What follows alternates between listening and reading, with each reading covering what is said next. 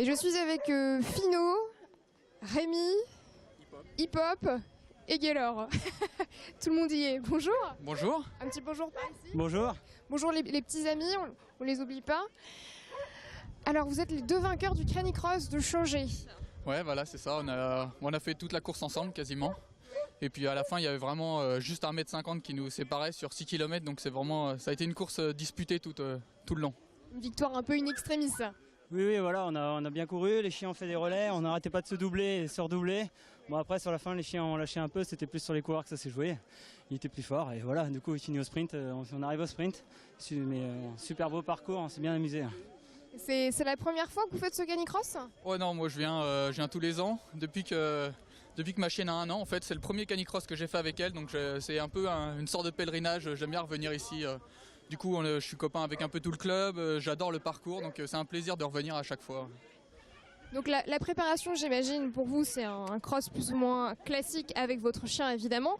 Mais la préparation pour Fino et pour Hip Hop qui sont là, c'est quoi ? Comment on prépare un chien, un Canicross ?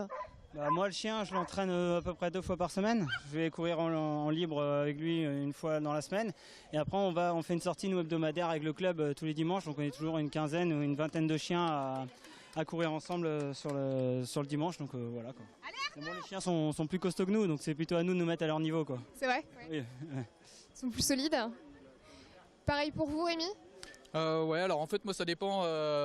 L'hiver, c'est un peu pour les chiens, c'est un peu la période d'hibernation. J'ai du mal. Un peu dur pour eux. Comme j'habite en ville, j'ai pas vraiment d'endroit où je peux trop courir. J'aime bien courir avec les chiens détachés, donc c'est un peu compliqué. Donc l'été, je m'entraîne pas mal, 3-4 fois par semaine. Et l'hiver, c'est plutôt les chiens font leur balade quotidienne, et c'est plutôt moi qui m'entraîne tout seul de mon côté. Et en termes de préparation vétérinaire, il y a des choses spécifiques pour un chien qui va faire du cross comme ça, ou je pense aussi à l'alimentation en termes de préparation. Est-ce que c'est un peu comme un athlète, non ?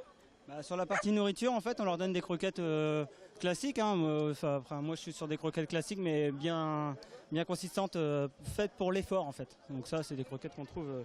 Il n'y a pas de préparation vétérinaire, quoi. Pas du tout. À partir du moment où les chiens sont vaccinés, comme n'importe quel autre chien, ils peuvent courir. Et après, en croquettes, chacun est libre. Moi, je donne des croquettes améliorées pour lui, c'est tout. Mais après, des croquettes classiques, ça marche très bien aussi. Du moment que le chien se porte bien, voilà.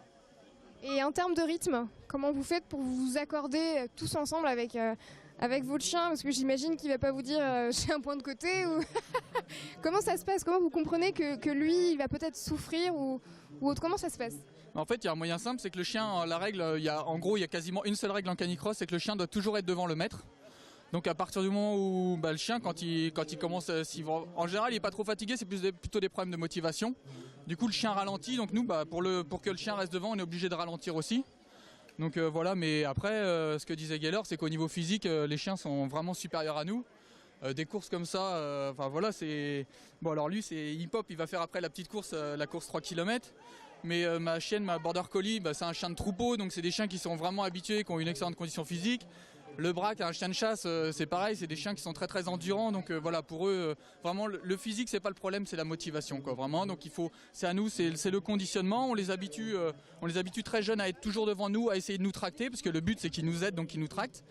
Et puis on leur demande de nous tirer, de leur relancer. Les virages, ça permet de les relancer aussi, ça remotive les chiens. Et puis quand ils se dépassent, ce que disait Gaylor, c'est que dès qu'un chien passe devant, le chien a envie ils ont vraiment l'esprit de compétition, donc ils ont envie de rattraper l'autre chien, donc ils tirent pour le doubler, pour essayer de le doubler.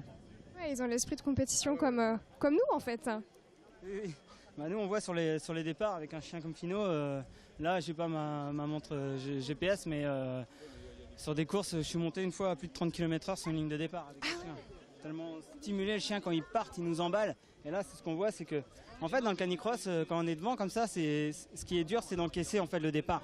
On fait le premier kilo très très très vite, et après, il faut trouver le second souffle pour pouvoir aider le chien, parce que le chien ralentit, et à nous d'être derrière pour pouvoir le tenir. Donc, c'est pas un moteur diesel. Non, ça part très très vite, très fort. Donc notre cœur monte très vite dans les tours, et après, il faut tenir l'effort. Voilà, c'est ça là. Et c'est quoi la récompense du canicross pour vous et pour eux ? Pour nous, c'est la pâte de fruits, le repas qu'on va faire après. Et pour eux, ça dépend des chiens. Alors, il y en a juste des caresses, ça suffit. Une petite récompense, une petite gratification à la voix, un super, un c'est bien, ils sont contents.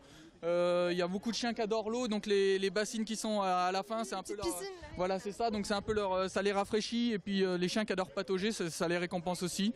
Et puis voilà, quoi. Il n'y a pas besoin de grand chose de plus. Bon bah merci. Bah, merci à vous. Je fais une petite caresse à Fino. Salut. Bon, on va aller voir, c'est Muriel maintenant qui s'occupe de l'association pour nous parler un petit peu plus des conditions techniques de l'organisation d'un canicross. Bon, et bien en fait, je ne suis pas avec Muriel, mais avec Marielle. Bonjour. Bonjour Marielle. Alors dites-nous, quel est votre rôle au sein de l'asso? En fait, je m'occupe du canicross et du cani-VTT, donc des entraînements et aujourd'hui l'organisation de la course. Alors l'entraînement, on en parlait tout à l'heure avec les deux participants et les deux vainqueurs. Pour vous, les spécificités d'un canicross par rapport à un cross classique, ça va se jouer vraiment où la différence? L'association dans le binôme, il faut vraiment créer un binôme avec son chien, qu'on soit complice. Et l'entraînement aide à ça, à comprendre son chien, à savoir ce qu'il lui faut, ce qui lui convient. Donc vraiment la relation avec le chien. On peut mettre le meilleur chien du monde et le meilleur coureur du monde et ça ne sera pas le meilleur binôme de canicross. C'est la relation entre les deux qui fait vraiment une fusion. Vous-même, vous courez un petit peu? Moi je cours aussi, c'est mon chien qui m'a fait venir au canicross parce qu'il préfère ça. Il adore courir, donc je me suis mise au canicross, je ne courais pas du tout à la base, mais pas du tout. Et en fait je me suis aperçue qu'il adorait encore courir plus vite, parce que je ne cours pas assez vite pour lui. Et je me suis mise au VTT. Ah, et donc le VTT, la même chose, en vélo, le chien à côté? Le chien devant a tiré le vélo. Le chien est accroché par une longe élastique au vélo et il tracte le vélo. Donc dans les montées, il m'aide. Dans la boue aussi, il m'aide. Et pour en revenir aujourd'hui au canicross, la distance de ce cross, à peu près? On est sur un 6 km pour la compétition et aussi on organise une course loisir pour les gens qui veulent découvrir sans trop être ultra entraînés. Sans faire de la performance, quoi. Voilà, les gens qui veulent découvrir ou qui se disent je sais pas trop, je veux tester, 2,5 km pour eux. Ok. Et en termes de timing, j'ai pas demandé aux vainqueurs tout à l'heure leur temps. Le vainqueur, ils ont mis 22 minutes 27 pour rentrer, pour faire les 6 km. Ah, bien. Et vous pensez que sans chien, on aurait un temps vraiment plus long? En général, on a un temps plus long. Ouais, c'est une bonne motivation de l'avoir devant nous. Bah, c'est surtout qu'il nous aide. Ouais. Sur chaque enjambée, en fait, quand on court, il nous tracte, ce qui fait que on fait des enjambées plus grandes et on gagne du temps progressivement. Et le canicross existe depuis combien de temps maintenant ici? Au Mans, moi, ça fait 7 ans que j'y suis, il était là avant. Je sais qu'en 2007, ils ont organisé une épreuve du championnat de France. Si je me souviens bien, c'était le championnat de France, mais ça fait déjà un moment. Ça fait un moment. Ouais. On va aller voir le président, il est dans le coin, je crois, à moins qu'il soit occupé. On va aller faire un petit tour parmi les petits toutous et on ira voir le président en même temps. Merci Marielle, merci. À bientôt. Bon, vous me suivez, on va voir le président, il est au fond. Christophe, vous êtes le président de l'ASSO, CCPM, qui veut dire? Donc c'est le club cynophile des Pays du Maine, club qui a été créé maintenant 60 ans, donc une association ancienne avec des activités orientées autour de l'éducation canine, depuis l'école du chiot jusqu'au chien adulte, et les différents sports canins, donc l'agility, le flyball et le canicross, canicross que l'on organise aujourd'hui avec de nombreux participants qui viennent de l'extérieur, y compris en dehors de la région, des gens qui viennent de Normandie, des gens qui viennent de la région parisienne, donc une belle manifestation et sous le soleil en plus aujourd'hui. On est ravis également pour vous. Voilà. Donc le canicross est venu s'ajouter en fait à l'école de dressage, on peut dire dressage? Ouais, c'est une activité complémentaire. J'ai envie de dire que les sports canins font partie aussi de l'éducation. Voilà, donc c'est une activité qui est effectivement une activité physique à la fois pour le maître qui court avec son chien bien sûr, et puis pour le chien. Donc c'est une activité aussi de dépense et aussi une activité de relation entre un couple qui est le chien et son maître. Il y a des conditions justement pour participer au canicross? Alors on demande juste un certificat médical pour le coureur, pour effectivement attester de sa bonne santé, puisqu'on est sur des courses quand même qui peuvent être entre 3 km et 6 km. Donc ça demande quand même d'avoir un minimum de conditions physiques. Mais après, ce sont des sports qui sont tout à fait ouverts à toutes les catégories d'âge, à toutes les catégories, je dirais, de personnes, sans aucune restriction particulière. En ce qui concerne les chiens, il y a des catégories de races qui sont ciblées, des catégories de poids peut-être, de taille ou autre? Non, c'est pareil, c'est ouvert vraiment à tout le monde. Vous avez peut-être constaté, vous avez des chiens de petite race, des chiens de grande race. Évidemment, il y a des chiens qui sont plus adaptés à la course et qui sont même, je dirais, presque spécialisés effectivement pour pouvoir faire du vélo ou de la course à pied. Mais après, vous avez des chiens de petite taille, vous trouverez des Jack Russell, vous trouvez des chiens de... Des Jack Russell? Ouais, tout à fait. À ce chien, le nom déjà de celui-ci? Alors là, vous avez des braques de Weimar là, qui sont juste devant vous là. Donc vous avez 4 braques de Weimar et puis un chiot qui est avec là, voilà. C'est vrai que par rapport à un Jack Russell, on Voilà. est sur le même gabarit. Non, et là vous avez tout à fait des chiens effectivement en chasse qui sont des chiens courants et qui sont tout à fait adaptés effectivement à pratiquer les activités de course à pied ou de course en vélo. Des vrais athlètes. Exactement. Ouais. Et on voit juste derrière nous en fait le terrain de... Comment vous appelez ça? C'est là où les chiens apprennent le flyball. Alors c'est l'agility, le terrain qui est juste derrière moi, c'est effectivement l'agility. Donc l'agility en fait ça reprend On va voir. le principe du jumping hippique. Donc vous avez différents obstacles. Le chien donc accompagné de son maître donc franchir ces différents obstacles avec effectivement un ordre de passage. Hein, donc chaque obstacle est numéroté. Et donc le chien doit franchir ces différents obstacles. Alors, vous voyez des obstacles avec des haies, ce qu'on appelle des tunnels, des passerelles, des balançoires, des pneus, enfin différents obstacles.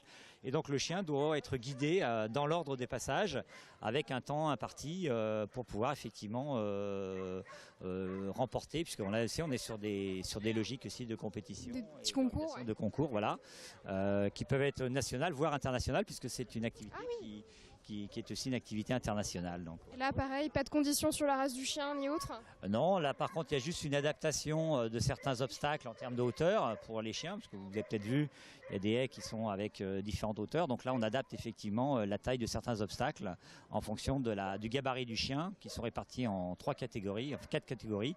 Les A, les B, les C, les D. Les A étant la catégorie la plus basse et les C avec les chiens les plus grandes tailles. Ok. Et pour en revenir au cross, il va durer jusqu'à quelle heure aujourd'hui? Donc là, il y a la partie plutôt compétition endurance du 6 km. Ensuite, on l'a dit tout à l'heure, la partie loisir de 3 km. Voilà. Ça nous pousse jusqu'à quelle heure tout ça? Alors là, donc on va effectivement maintenant démarrer la boucle 3 km loisir. On va enchaîner après avec une petite boucle pour les enfants, donc adaptée effectivement à l'âge de l'enfant.